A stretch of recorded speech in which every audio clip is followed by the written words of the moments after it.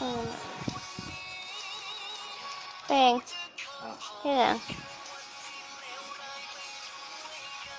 เฮ็ดหยัง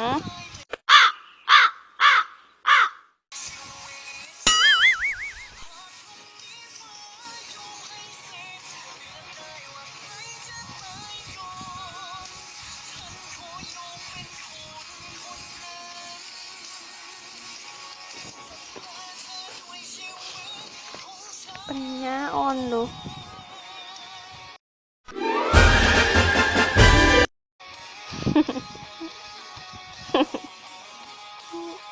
กูบ่อนุญาตกูบ่อนุญาตกูบ่เออลายมือทุเรศมากเลย ไม่ใส่ ไม่มึง นี่เขาบอกอย่าสวยก็บอกอย่า กูบ่อนุญาตภรรยาอยากให้คุณสามีนะคะ ไปอาบน้ำแล้วก็มานอนนะคะ อยู่ในลายมือ คุณ ปอกอย่างงาม มึงเมื่อยเซนโก มือลายเส้นเขา นี่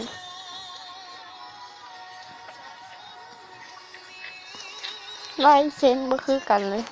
เอาคนบ้าลายเส้นที่กัน